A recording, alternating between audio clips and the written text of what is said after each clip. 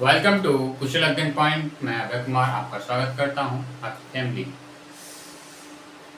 आज हम लेके आए हैं सेकंड टॉपिक कि पदार्थ गतिशील होते हैं।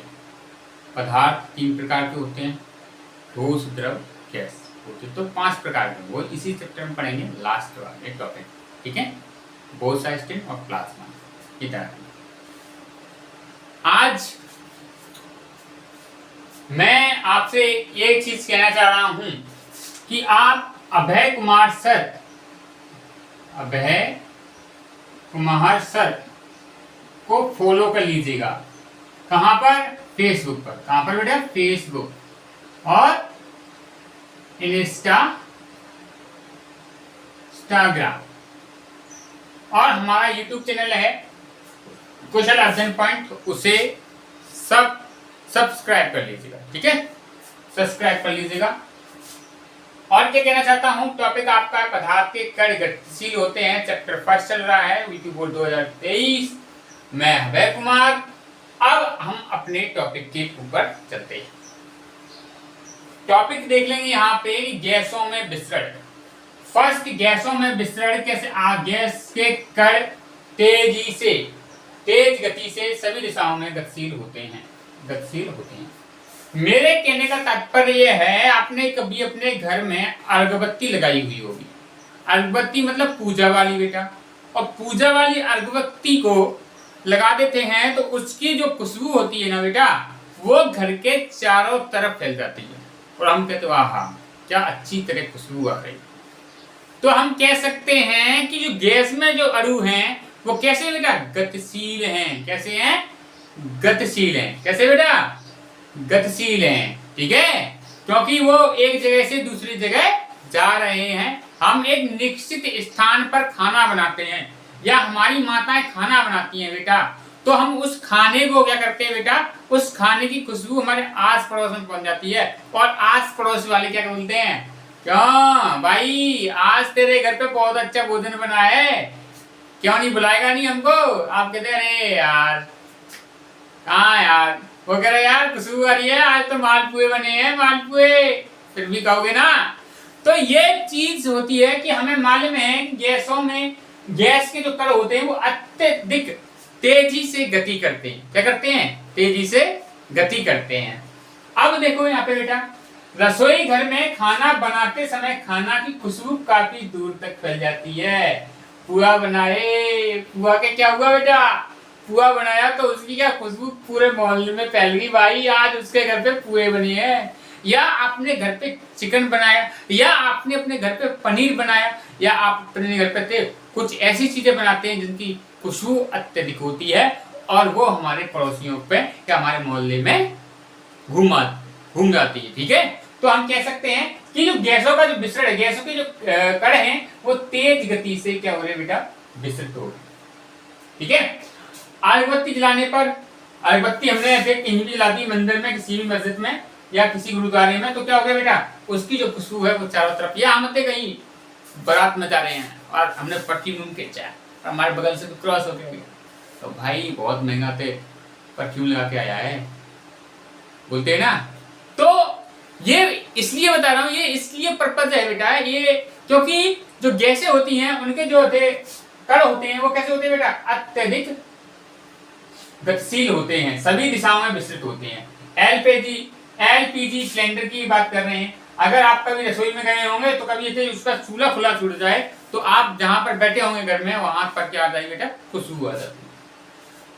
ठीक है, इससे सिद्ध होता है कि गैसों के गर्म वायु के कणों के साथ मिलकर चारों ओर फैल जाते हैं। क्या कर जाते हैं? चारों ओर फैल जाते हैं। अतः पदार्थ के कण निरंतर क्या करते हैं बेटा? गतिशील होकर या गति करते हैं। अब बात कर रहे हैं हम, ये टॉपिक तो आपको बहुत अच्छी तरीके से समझ में आया होगा, आशा करता हूं। नहीं आया तो कमेंट बॉक्स के माध्यम से बताइएगा, तो मैं आपको फिर से पढ़ाऊंगा और समझाने का पूरा प्रयास करूंगा। मैंने आपको यहाँ पर 101% दिया हुआ है। द्रवों में विसरण। द्रवों के कण गैस की अपेक्षा धीमी गति करते हैं। गैस तो अत्यधिक गतिशील होते हैं, पर ये क्या है? धीमी गति करती है, धीमी गति करते हैं। द्रव गैसों की अपेक्षा धीमी विसरित होती है। द्रव की विसरण दर उसके घनत्व पर निर्भर करती है कि उसका जो विलयन है वो उसी के अकॉर्डिंग चलेगा, ठीक है। और ये नहीं कहते गैस तो के स्वतंत्र वो चारों तरफ भग रही, पर आप जहां पर जिस उसमें शिप में डालेंगे या कहीं पर चल रहे होंगे द्रव के जो कण होते हैं बेटा वो क्या है, निश्चित एक धीमी गति के अकॉर्डिंग चलते हैं। गैसों की अपेक्षा धीमी विसरित होती है। आप देखो यहाँ पे द्रव की विसरण दर उसके घनत्व पर निर्भर करती है। किस पे? घनत्व पर, डेंसिटी पर निर्भर करती है। जैसे अत्यधिक किसके होते हैं? गैस के। फिर किसके होते हैं? द्रव के। और किसके होते हैं? ठोस के। अब बात कर रहे हैं यहाँ पे हम ठोसों का विसरण।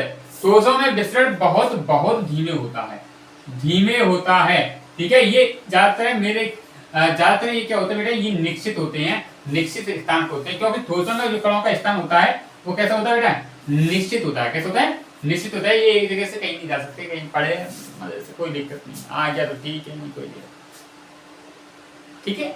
तो हम कह सकते हैं कि ये ठोसे के जो कण होते हैं वो कैसे होते हैं? निश्चित स्थान पे पड़े रहते हैं, ठीक है। तथा ये अपने निश्चित स्थान से गति नहीं करते। क्या नहीं करते?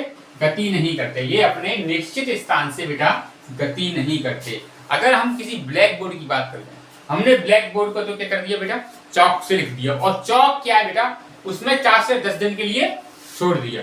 तो क्या हो गया कि ठोसों में क्या हो गया? तो जब हम ब्लैक बोर्ड पर चौक से कुछ लिखते हैं, क्योंकि कुछ दिनों बाद साफ करने पर कठिनाई होती है, क्योंकि जो कण होते हैं चौक के वो किससे चिपक जाते हैं बेटा? बोर्ड से, ब्लैक बोर्ड से चिपक जाते हैं। क्योंकि चौक की कुछ कण ब्लैक बोर्ड की सतह पर विसरित होते हैं, चिपक जाते हैं। तो ये हमें अत्यधिक क्या लगते हैं बेटा?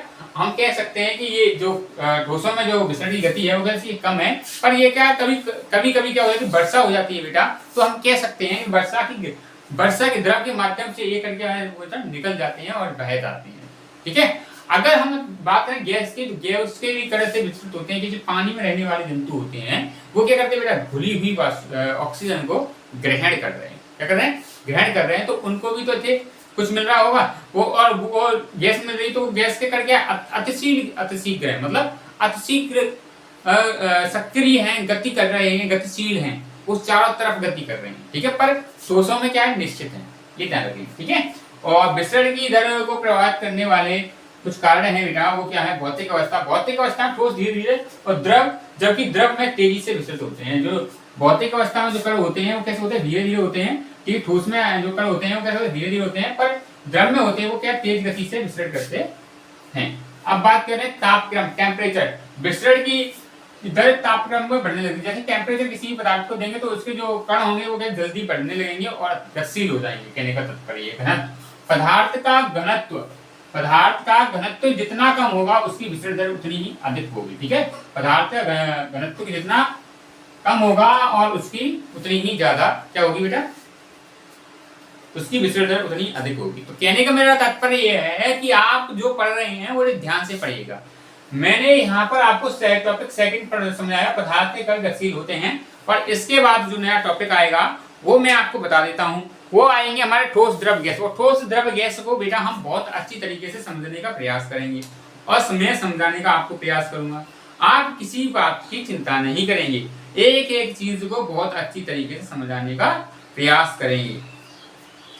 अब पदार्थ के कण एक दूसरे को आकर्षित करते हैं, टॉपिक हम यह पढ़ेंगे, ठीक है। पदार्थ के जो कण होते हैं वो क्या करते हैं? एक दूसरे को आकर्षित करते हैं। क्यों करते हैं ये टॉपिक पढ़ेंगे। फिर हम पदार्थ की अवस्थाएं, ठोस द्रव गैस, फिर ठोस संपीड़ित कंप्रेसर होते हैं, जबकि गैस संपीड़ित हो जाती है। ऐसे करके हम इस चैप्टर को जल्दी फिनिश करने का प्रयास करेंगे 1 से 2 दिन में, ठीक है। तो ये आप निश्चिंत रहिएगा और सारे टॉपिक को बहुत अच्छी तरीके से समझने का प्रयास करेंगे। 1-2 दिन में इस चैप्टर को जल्दी खत्म कर लेते हैं, फिर हम सेकंड चैप्टर की ओर चलेंगे और उधर 11th का हम फर्स्ट चैप्टर भी आज या कल में ही फिनिश करेंगे, ठीक है। तो वीडियो देखने के लिए धन्यवाद, थैंक यू वेरी मच।